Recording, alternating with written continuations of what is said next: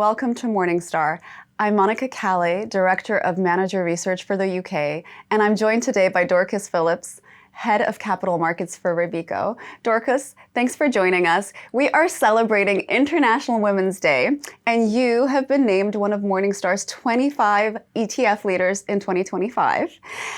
Thrilled that you're here to join us for this conversation. And I wanted to kick off with the capital markets function because it is so unique to ETFs. So could you walk us through capital markets and how it's evolved over the span of your career? Perfect, I will do. Thank you very much, Monika, and it's great to be here.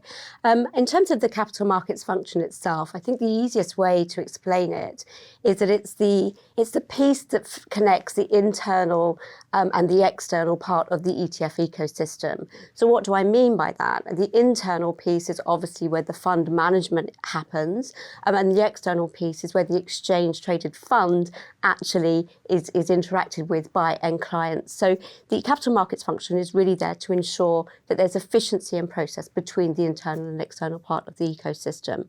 And in terms of your question around how things have evolved, I've been fortunate enough to be involved in ETFs for over 20 years. So you can imagine over that time, quite a lot has actually changed. If we go back to 20 years ago, I was on the sell side actually for Morgan Stanley, where I supported the trading desk of the ETF desk, supporting a lot of the ETF issuers at that time. And some of the challenges we faced are challenges that right now we would say were just really vanilla circumstances, such as dealing with emerging market equity products. And how do we ensure that we can effectively price those for our end clients? Over that period of time, as you know, the whole industry has completely changed. And there's been lots of innovation that's happened along the way. We obviously have physical ETFs, synthetic ETFs, and how they obviously operate means that there's different capital markets considerations. We also have this wonderful breadth of different exposures that are accessible via the ETF wrapper, both in terms of asset class and in the way you can actually access a particular exposure. So equity, fixed income, commodities, and quite recently, obviously, we've had crypto and active ETFs now being kind of the headline and what's kind of capturing everyone's attention. So the capital markets function has definitely had to evolve as it's had to really kind of keep up to date with ensuring, that efficiency of pricing and end investors can ensure that they have a good experience when accessing an ETF, regardless of what the underlying exposure is.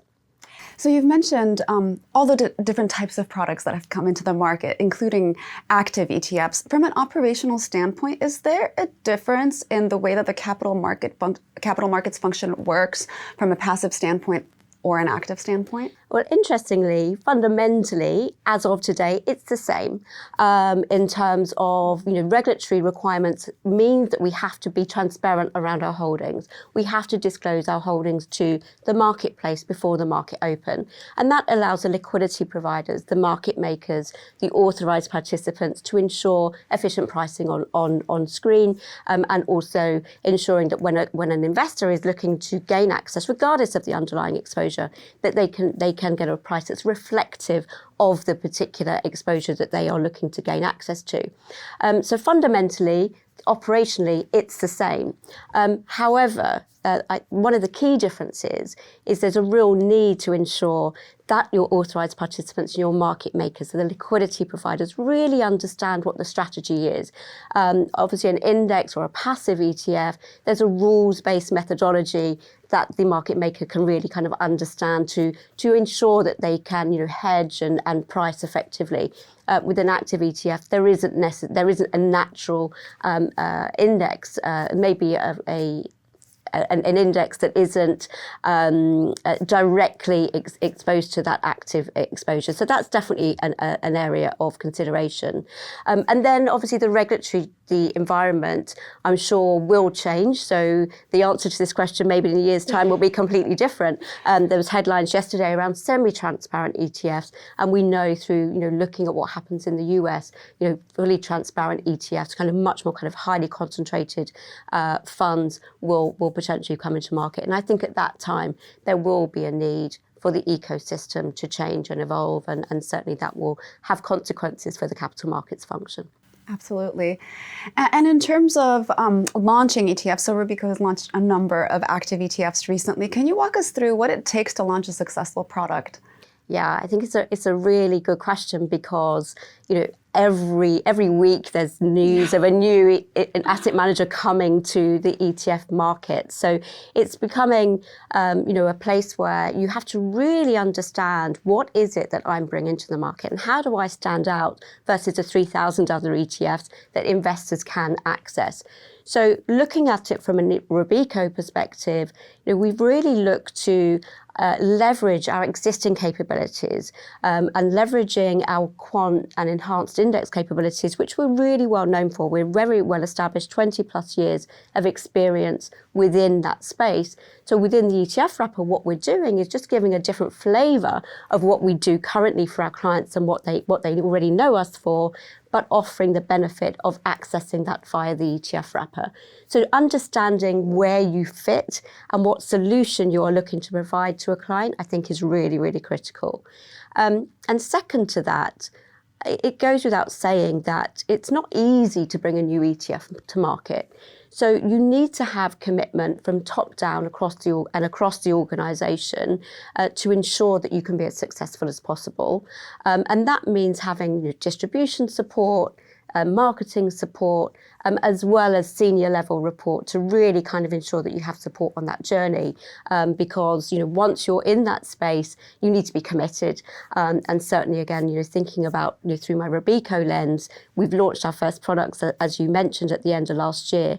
But we have a large product roadmap, and we'll be bringing more products to market, and that obviously needs much broader support enabled to be successful.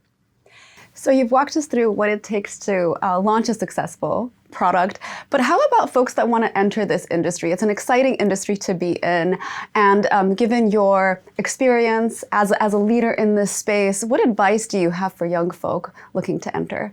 Well, first of all, I'd say do it. People who know me would know that one of my favourite sayings is there's never a dull moment in ETFs, and I think that's true, and I've been saying it for 20 years.